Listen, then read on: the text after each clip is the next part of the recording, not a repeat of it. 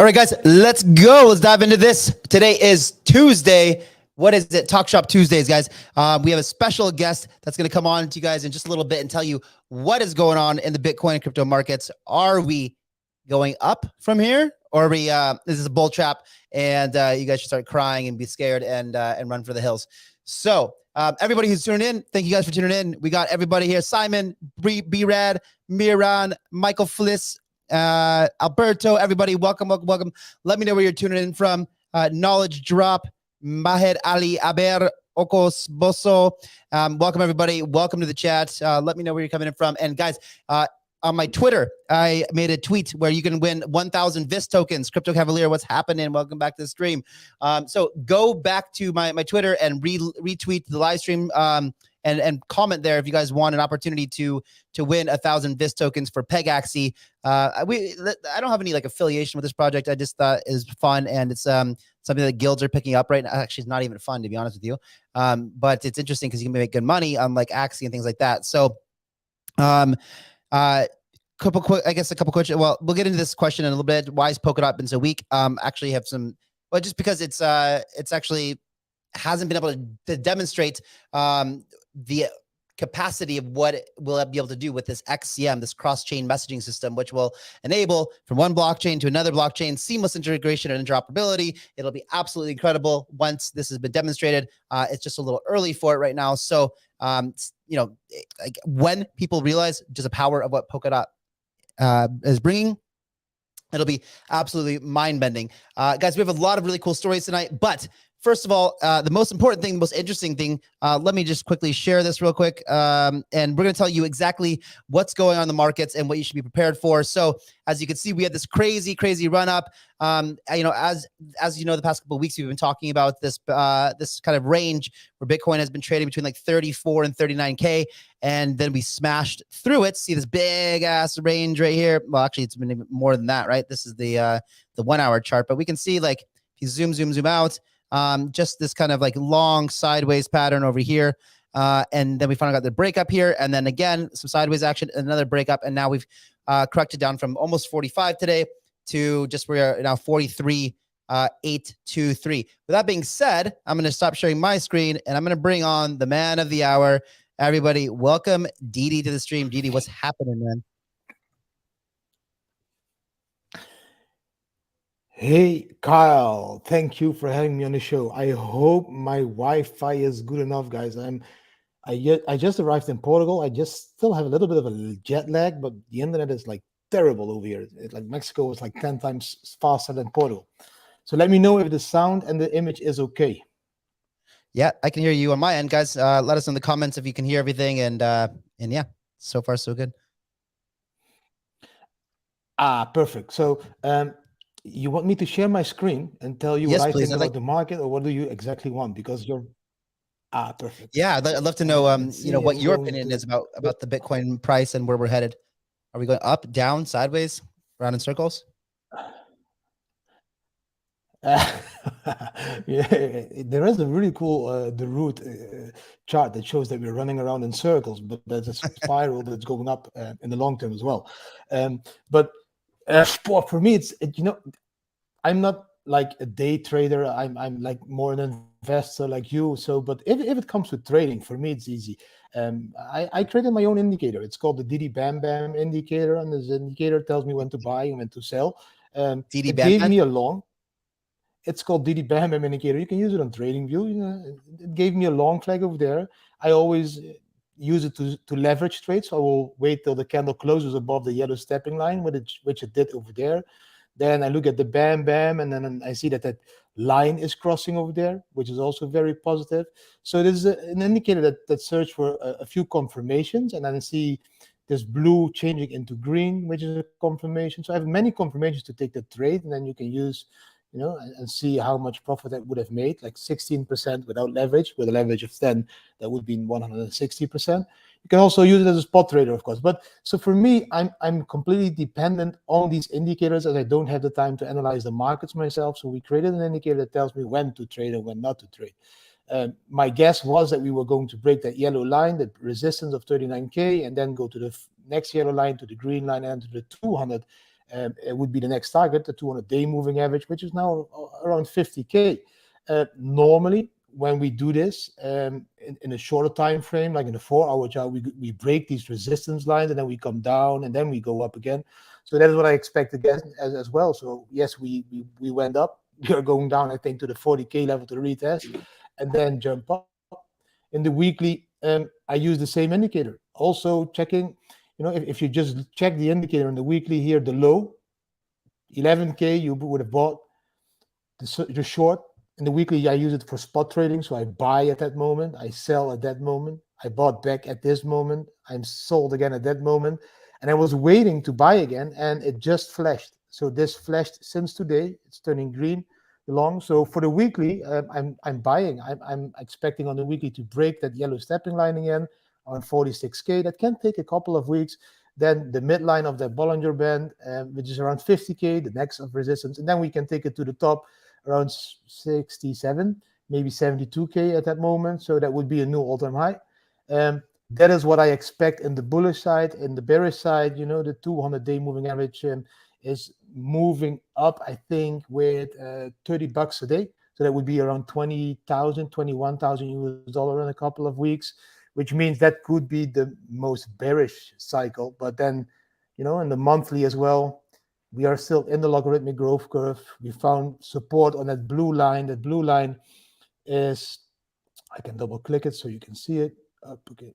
The blue line is the 21. Yes, it's a 21-week monthly moving average. We broke the 12, which I didn't expect, that orange line, because normally when we break that orange line, you go into the bear run, like a bear time you see here. In 2018, we broke it, and then we fell all the way down. We found support on the blue line.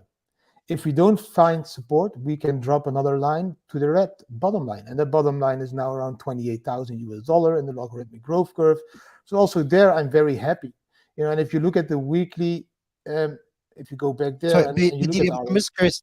Sorry, but real quick, I'm just curious about what do you think caused, we were just going sideways forever, and then we had this, and then we finally got some momentum, like finally got something to break through this 39 resistance area. Like, what do you think caused that? And then, how do you feel, how do you feel we are going forward? Is this like a bull trap, or do you think we're actually in like a solid upward trajectory moving forward? Yeah, again, nobody can predict the future. I think it's all TA, it's all charts. If you look at the total Bitcoin, wait, I will stop sharing my screen. And the Bitcoin market as an investor, in my opinion, we get more and more institutional investors. We get more and more countries. We get more and more smart money entering the market. Like I say, we don't have that many lady boys anymore in the market that will sell at every drop. So, like in 2017, Bitcoin drops with 10%. Let's all sell. Let's all sell. That kind of people are leaving the market. And now people like Michael Saylor are entering the market, which just buys Bitcoin every day. And now I think KPMG yesterday announced they added Bitcoin to their portfolio. That is one of the biggest accounting offices of the world. If they do it in Canada, maybe they will do it all over the world. These guys are not in this market to become crazy scared of selling. They know we have 21 million Bitcoins. It's going to be the store of value of the 21st century gold. They just accumulate. So those 80% dips that we saw in 2017, 2014, and we both experienced them, I don't see them happening anymore if those people just keep buying up. Maybe we will just have these beautiful runs, 50% corrections, another beautiful run, again 50% correction, and that prolonged, that extended bull market. So for me, I can only guess, but if it comes to trading, I just believe the indicators and multiply my Bitcoins on a daily basis. I have it's a really interesting question. I'm wondering if you, if this is completely off from the Bitcoin topic, but something I'm actually quite interested in. I think you're quite interested in this topic as well. What do you think about the Spotify removing a bunch of Joe Rogan episodes and this whole censorship thing going on? Kyle, you know that I hate censorship. Bitcoin is censorship resistance. social media at the moment is not censorship resistant. Even Twitter at the moment is deleting a lot of very good content creators. I opened this new Gather account as well, because that shouldn't be censored. Shouldn't be censored. So that's a new form of Twitter. So I'm always looking into market to open these new social media accounts that are on decentralized platforms, because I'm really getting angry of what is happening, of YouTubers being and that channels being deleted. Like Joe Rogan is one of the most, I think, when it comes to open mind speaking, whatever he thinks about everything and inviting people that have an opinion that could be true, he's one of the biggest. So why would you delete these on Spotify? It's just, for me, like as if those companies all want to kill their own business. It's crazy to me. Why would they do this? It's you can see the whole censorship around the whole healthcare now, around open mind about economy, freedom speech. What is happening in Canada? Look what is happening over there. That normally should have been all over the news, in social, mass media, everywhere you should see truck drivers. And what happens? They freeze their wallets. So GoFundMe should change their name and go fuck me, because they are not completely decentralized. They froze the wallets of those people. So those truckers need to understand, start Bitcoin wallets, accept Bitcoin donations. So that counts for all censorship shit that is happening in the world at the moment. I don't like it. Yeah, I think it's crazy that must be super frustrating. But there are guys. Let us know if this is something that you guys are interested in. One of the things that I can cover, and someone actually made a comment about here earlier, social tokens, social things like this. Inevitably it's a very, very big market. As we get more and more censorship, the more that this is going to become in demand. And so, over the course of me, getting pitched a lot of projects, we've seen a lot of these social media projects, and one of them that I think is super interesting for YouTubers in particular is Joystream, which we invested into. And basically what I like about it is that it doesn't take any extra effort from a YouTuber, because of course the biggest problem with social media is audience, right? So we're spending here, taking our time creating content, and we want a lot of people to see it. And so if you go to a platform that doesn't have a lot of audience, and you have to spend that extra time to upload and create the posts and the tags and all this stuff, then it's a lot of extra effort with not a lot of extra upside. But what Joystream is doing, so this was the question. Yeah, Kyle, please cover a topic on music NFTs, social tokens, great utility, blockchain DLT projects that will thrive long-term in next generation exchanges. So, another one. So Joystream has auto migration and built into it too. So as soon as it's up and running, I'm definitely going to use it. And Didi, you might want to look into it too. And that way we can be a little bit, more vocal with the things that we really care about. Because what it does is every time that you upload something to YouTube, it just automatically migrates it to Joystream. And so your entire channel will be populated over there with all the same content you have on YouTube without any extra effort. And I think like something, if Joe Rogan was doing this forever, it'd be amazing, because, no deletions over there, no censorship, things like that. And so all the original episodes have been now banned or removed would still be there. And then you can always just say like, hey, go check out my content over here. And I think that's how over time, how eventually these things will be adopted. Yeah, that sounds really amazing. That sounds really amazing. Is there anything that you've been checking out lately, like really, really cool projects that you're excited about? What in any genre really, and like really cool things.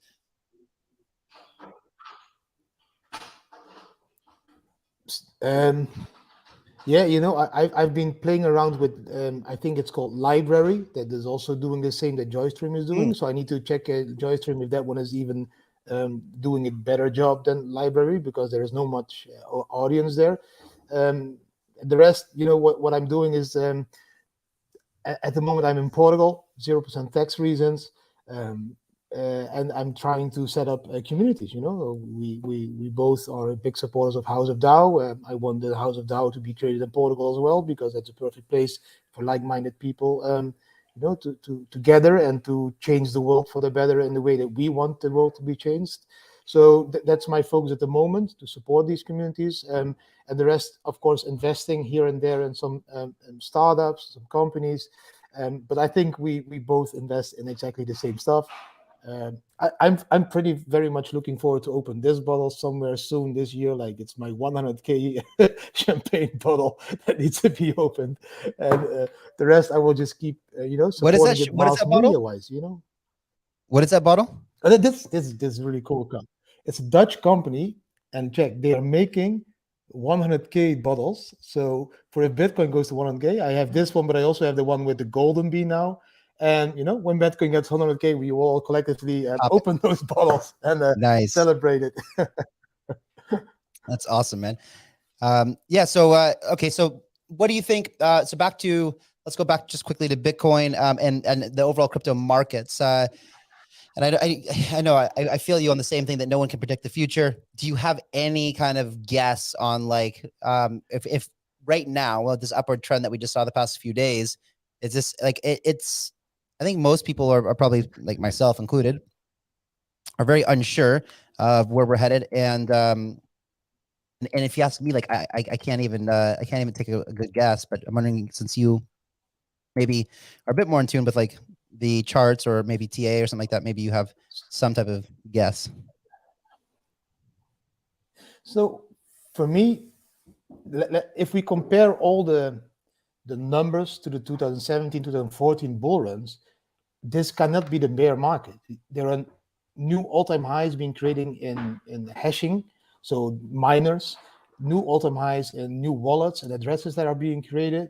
So I can see all-time highs all over the place. I don't see a bear market where the amount of new addresses that are being created by people daily is dropping dramatically. It's only increasing.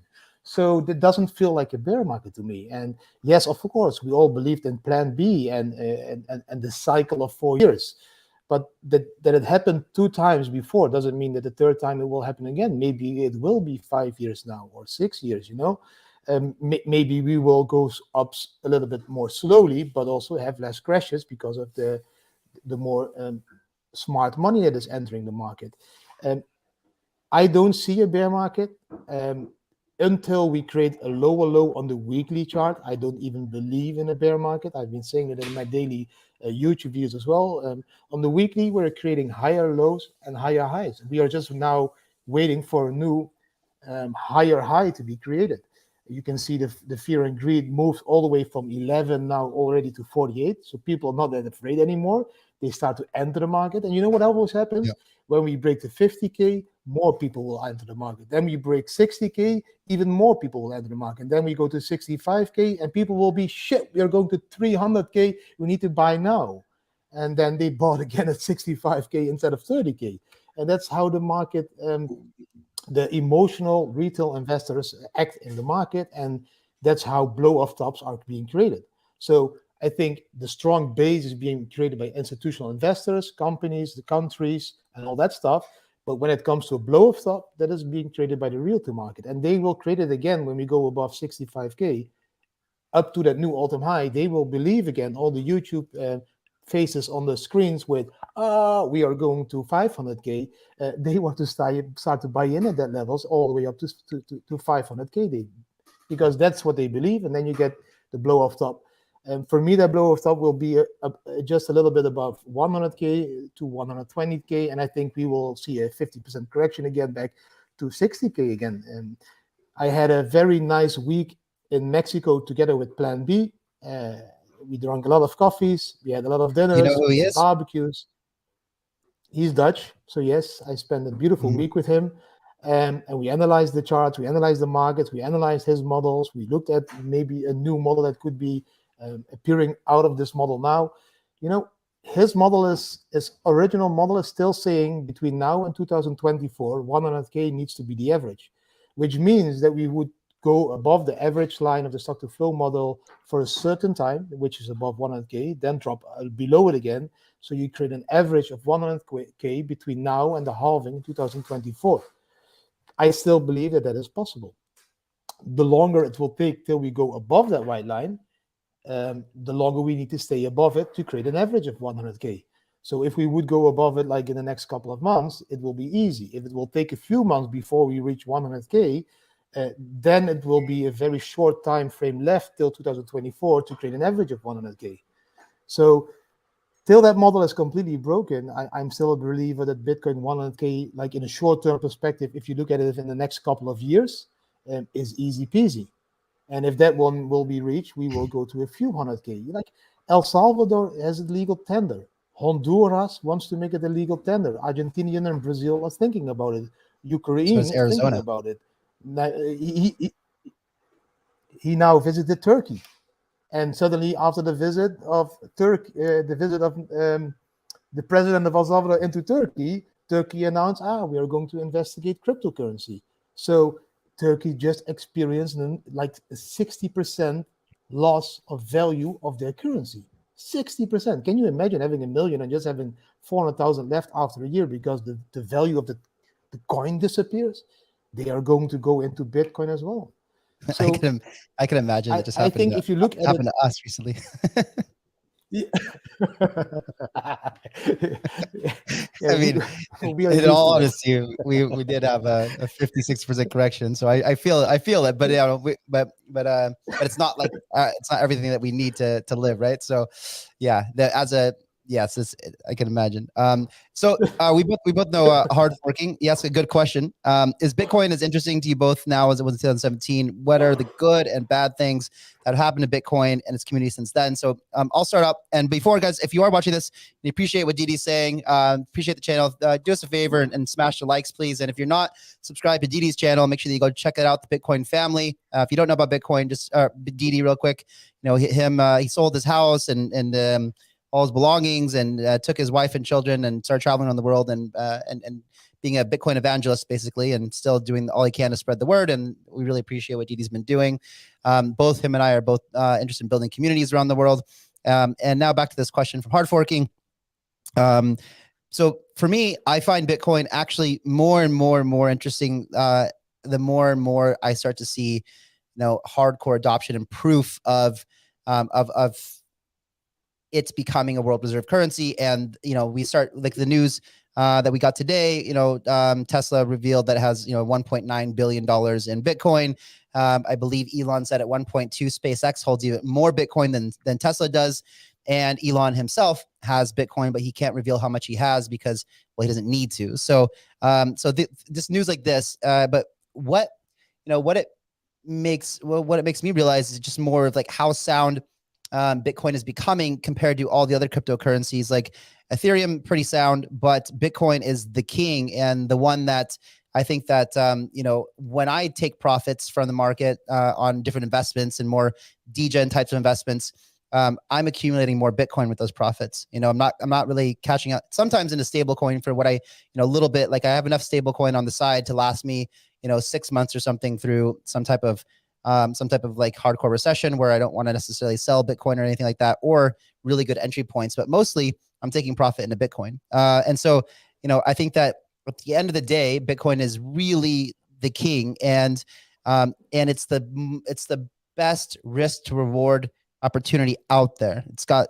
I would say, quite a very low risk right now, but still very, very high reward. We're talking about like a $44,000 Bitcoin, when someone like Fidelity says in 2035, Bitcoin will be worth $10 million each. So, again, I really try to stress to people, who's watching these channels, my channel, like do all that you can while Bitcoin is still cheap, to try to get one, and if you can't get one, get half of one, and if you can't get half of one, get a quarter one, because, if you even if you wait 13 years, well, if it's worth $10 million and you have a quarter, then you still have $2.5 million. And now, now you're good. Now you can retire and you're financially free. You never have to worry about money ever again. So, so Bitcoin just becomes more and more appealing to me as time goes on, as it becomes more and more adopted. What about you, Didi?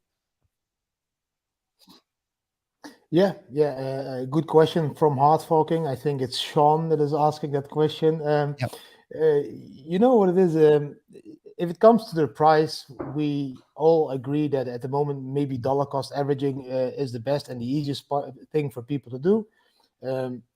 So if it comes to the community, I think that he's asking me the question because he already knows my answer.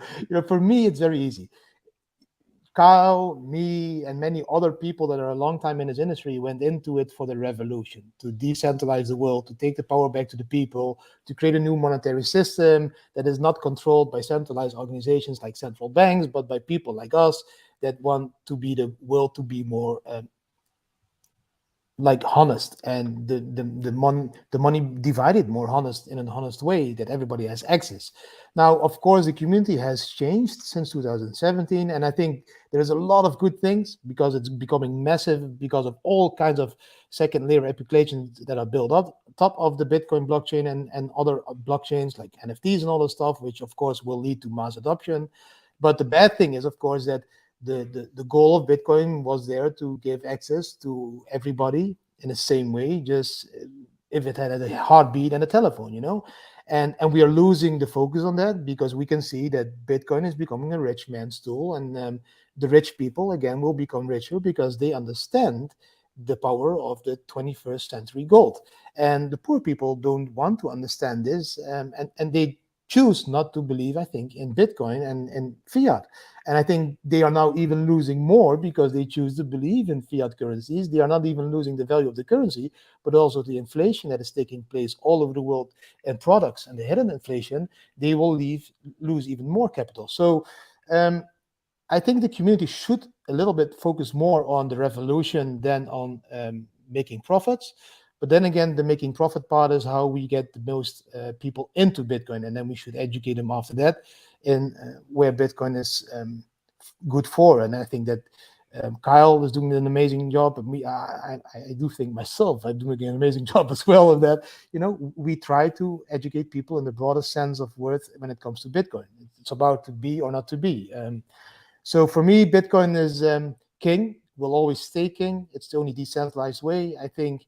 Because of the Taproot upgrade that we did last year, more Ethereum-like built DeFi applications will now also be built on the Bitcoin blockchain, which will give even more value to Bitcoin, in my opinion. So I think, yes, a lot of good things. Bitcoin is improving, and the bad thing is that those people that should have been profiting of the Bitcoin did again not listen. But mostly, those are also the people that are listening to everything what the government says and are now being like vaccinated and all that stuff all over the world. Like it's more the sheeple that don't want to listen every time again and again and again. And we just do our best to wake them up. And I just realized a few months ago that the only thing I can do is my best. I can become very sad and angry because people are not listening to the right message. But it's about we being very passionate and spreading that word.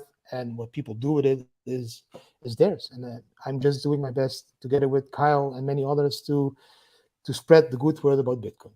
Shit, I'm talking too much again, Kyle. You should stop me up. all good, man. Didi, Didi, I'm gonna just switch the stream up for a second here, and I'm gonna just because I promised everybody here before Didi can tag along. I want you to help me root for my new Pega get paid. So we're gonna race this bad boy, Didi. I don't know if you know if you're familiar with Pegaxy, but it's like it's kind of like the new play to earn game that a lot of guilds and things like that are picking up because like the first day that we played it on this live stream, I got first place and then second place, and then I got like first place like 10 races later, and I made $36. And that's 36 times more than people are making on Axie every day right now, and I did that in an hour. So I think this is really cool for all the for anyone really who's has is an underprivileged area that needs a revenue stream. But anyway, I went through the whole process of like acquiring these horses or these Pegas, and then bred one on Friday. I tried to race it yesterday, the first race ever. So this is Get Paid's first race. She's a legendary Klein horse, and now you can see everyone else joining. There's 12 racers here, and you do nothing, right? The game, you do nothing. It's not even really a game. I think it's the luck of the draw, random number generation. They are going to eventually make this into a manual game where skills are involved and these kind of stats are involved. But for now, it's just a 2D. Come on, guys, let's go. So I'm number 6. Come on. I'm in second place. Come on, get paid. Let's go. Get paid. Come on. Push. Come on. No. Come on. Uh-oh. Not looking good, guys. I need to smash the like so we can win. Come on, I'm gonna give these away if we win. Give these tokens away. Come on. Yeah, it's based on random number generation. It's not looking good, guys. Not looking good at all.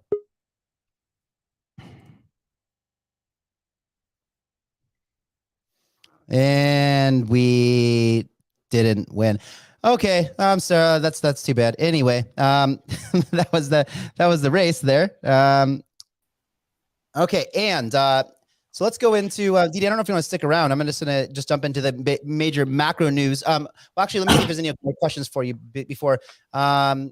So you should educate me more about these games, Kyle. I'm not into these games yet. You need to educate me. Let's take some 30 minutes or an hour after the show or next day or next week. Educate me. I want to play these games.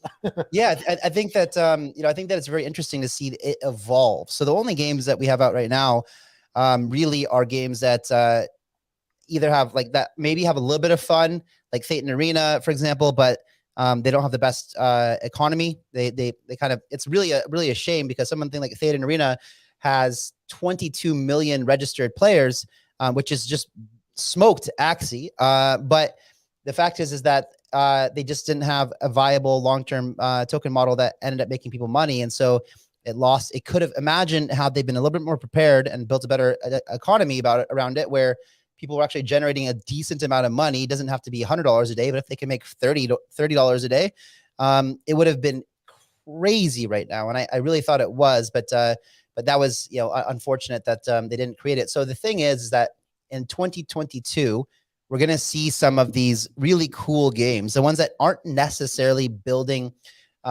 just for the play to earn model. They have the play to earn, or I wouldn't even say, but play to earn almost to me seems like it's more of like a job. So I would refer more to these other ones as blockchain games or NFT games that they're really fun to play, that people like to play anyway, but they also have a money market built into it, a token economy where you can actually generate revenue. And it's really cool. You can go out on missions, do really cool things, build teams, gather in-game assets like weapons and swords and clothes and skins, and build up your treasury of all these things. What does this mean, Crypto Cavalier? Breaking news: Google gave its nod of approval to crypto. Well, if I don't know, what does that mean, Didi? Let's see. Do we need approval? I didn't think Google is adding Bitcoin to its assets as well. I think what was the news that we had the other day? Alphabet was going into metaverse and NFTs. B-Rad says that Star Atlas will be huge in 2023. B-Rad, why though? The game won't be ready in 2023. So tell me why you think Star Atlas would be huge then. One of the things I promised to earlier is let's share the stream. I picked a topic here, and Didi, if you have any other ideas, please feel free to share. But this is the question that I'm going to go with, and this is the winner of these 1,000 VIS tokens. How do you see NFTs being adopted in 5 years from now? Where would you like to or expect them to be used in the future, not just for gaming and artwork? So Condor, if you're watching, you have to be watching. Just throw a comment in the comments over here. Make sure that you're watching. If not, we'll pick someone else and move on to them. But basically, so other use cases for NFTs. So some of them are for like authentication, right? So like we see Split and ShopX. I've talked about that before. These got a really big partnership with a big celebrity coming up next month, where this guy creates exclusive merchandise drops, and they're often counterfeit. So are like the ones being resold on eBay and things like that are often counterfeit. And so one of the things that they're doing is going to validate authenticity of these products using what they're calling ENFTs, which are going to integrate into the actual tag on the items. So that's pretty cool. Another thing that's really cool too is for collectibles. So another project that we've been talking to is going to take items that are collectibles, like trading cards, for example, physical ones, or you can do this with anything like coins, coin collections. You could do it with stamps. People collect stamps, painting, artwork, whatever. And, most of the time when you've got these very valuable kind of collectibles, people keep them protected and they don't really look at them often. They kind of collect them for the value of it. But the whole process of trading these things around, buying and selling, eBay, fraud, all of that stuff is what is all of the kind of downsides or the hassles of trading collectibles or buying and selling and collecting. So one of the cool projects I see coming up, and I've seen a couple people do this with different things. They're focused either on wine or art or whatever. These guys in particular were focused on trading cards first, but what they're going to be doing basically is taking your trading card, let's say it's worth $100. Let's say it's some Babe Ruth or whatever. And instead of you having to sell it on eBay and then send the person that thing and get insurance, and maybe it makes it, maybe it doesn't, maybe it gets lost. What you can do instead is put your actual collectible in a vault somewhere. So it's a third-party service that's going to be storing these things. They do it anyway. And then an NFT will be minted that represents the actual ownership of that item that's stored in a vault. And as long as you have the NFT, you could redeem the item from the vault at any time that you want to. So it makes the whole process of like selling and buying collectibles way easier. You can just then go buy the NFT and say, I have possession. I own this physical item. Here's a digital representation of it, and it can have the data on there. It's in mint condition. It's from this year, blah, blah, blah. And there'll be like a service fee attached to it where the actual vault would like validate authenticity and things like that. So I think that's a really cool use case for NFTs, not art or whatever.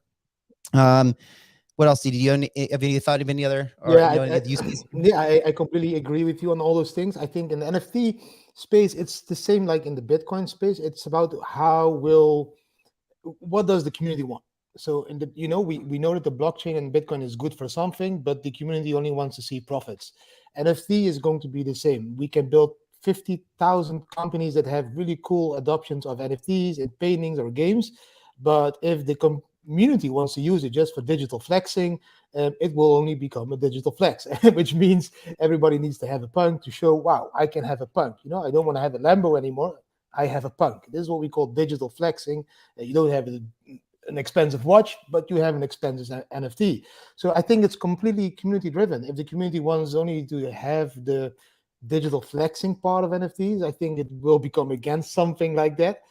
I hope that it will understand the value of NFTs, and indeed in authentication, indeed in passports, indeed in even being verified for Twitter profiles and all that stuff, real add value to the community. But at the moment, the only thing I see is that even all influencers or people are just buying the biggest and the most expensive worth NFTs to digital flex what they own.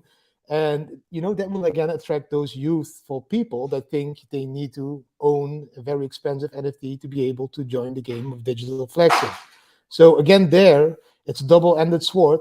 I hope we choose the right side and start to use the NFTs for what they have been built, instead of just using them as a digital flex. But maybe that's that's my opinion. But I love them. I collect them, mostly the ones that really have a adoption of sort of value in a way that I think it can help the community. But it's very exciting part of the industry at the moment. So that's why my focus is there as well. Yeah. Awesome. Yeah, and there's also, guys, you also know some other use cases. We've got ownership to content, like whether it's a film or a piece of a film, or whether it's a piece of music, music rights. People are doing them for all intellectual property. Yeah. There's a lot you can do with NFTs that are not just art or PFPs or whatever. But since Candor hasn't claimed anything yet, if he does, then we're going to give it to him. But in the meantime, we're going to go and pick two more. So if you're Crypto Hammond, Magna, or Mohad Ali Aber, first person to speak up in the comments will get these 1,000 BIS tokens, because I'm going to answer both these questions. So we'd love to see you talking about some problems in the current NFT space and what tools are needed to solve these problems regarding play to earn models. And then the other question was, let us know the benefits and risks associated with NFTs, so even a small investor can understand. So I'll start with the risks associated with it. So that's basically, there's a lot. So one of them is that unlike tokens, Black Worm, well, maybe make sure that you confirm, Black Worm, message me on Twitter, and all good then if this is you. But anyway, so the problems are, it's a very illiquid market, right? Very illiquid market. So unlike tokens, where they're fungible, so one token can equal one token equals one token. Non-fungible is a very unique item that's one of one, and you have a very, very, very thin liquidity. And so unless you're in a project, if you're buying them to flip or you want to hold or whatever, it's actually not easy to sell them, right? So with a token, you can always go on to a DEX, Uniswap, or PancakeSwap or whatever, and you can trade your tokens out and anytime, much more liquid than NFTs. But NFTs. Another problem is scams and fake ones. So a lot of people might, there's a lot of scams that happen in NFT world. One of them is really just people airdropping NFTs to your wallet. This happens with tokens from time to time too. And if you go try to interact with that NFT, so if you ever get an NFT airdropped into your wallet, you can't confirm the source of who did it, make sure that you just ignore it and don't interact with it. Same thing with tokens as well. Some people have been getting really clever with the way they do this. And the second that you try to execute a transaction with that token using MetaMask, whether it's an NFT or fungible token, they can actually withdraw funds from your wallet. And so this is a big problem. Another one is simply just the fact that people don't understand exactly what they're getting into and will fall for hype. So a lot of times, an NFT project is going to, maybe it has like 200, 300,000 people following them on Twitter or Discord. But it's not an organic community. And so you might appear like it's going to do really well and a lot of hype around it, but you just don't know. Or there's no value. People are just creating bullshit to sell it to people. And then they just leave after that. And, so always kind of look for who the founders are. It's a good sign if they're not anonymous, in my opinion. And so they hold themselves accountable. Didi, what do you think are some problems with the NFT space right now? Yeah, I think the biggest problem at the moment, indeed, is all the rug pulls and all the fake NFTs that are the copies, even copy punks. Even the punks now had a problem with the first version, and the second version. Then there was a whole discussion this week. So I think this is evolving as well. You know that I'm a big supporter of this new platform in NFTs, which is the opposite of OpenSea. It's called Niftify. I don't like KYC, but when it comes to proof of ownership, then KYC I think is very good. And Niftify is this new sort of an NFT platform that covers that. So everybody that is using or buying or selling NFTs needs to KYC completely, which makes it more easy, of course, to get out to get rid of all the scams. So yeah, I think scams is the biggest, and I think it will be a lot of Ethereum locked up for people. Value is going to be locked up that will not be able to be sold, just like we saw in the ICOs in 2017. There was a lot of Ethereum in those ICOs, and people couldn't get rid of them anymore. They couldn't sell the tokens, so they lost their capital. And I think in NFTs it's the same. There will be a few really good ones, and they will have a big community, and there will also be some bad actors. So yeah, I think that is the biggest disadvantage at the moment of these NFTs, that there are people. Yeah, I saw yesterday, I saw an NFT of it was all paintings with 2 stripes and a dot, and people were paying 3 Ethereum for it. Okay, it's like the artist in the real world throwing a bucket of paint against a canvas and telling it's $16 million and it's being sold. That is also happening now in NFT world. So yeah, be aware. Just choose the right ones and be happy if it loses value. Just like Bitcoin, be happy if it loses value. You just still own 1 Bitcoin. So if you have a punk, you still own that punk. It's also another value than only the quantity of the value of the dollar worth of an NFT. I think people need to realize that. Yeah, absolutely. Guys, that's it for the live stream tonight. I got to hop on another call here. Didi, thank you so much for coming in, guys. And it's been a pleasure. We will see you tomorrow. Don't forget to subscribe if you're not already. And we will catch you later. Thanks, Didi. See you, everybody. Thanks. Bye-bye.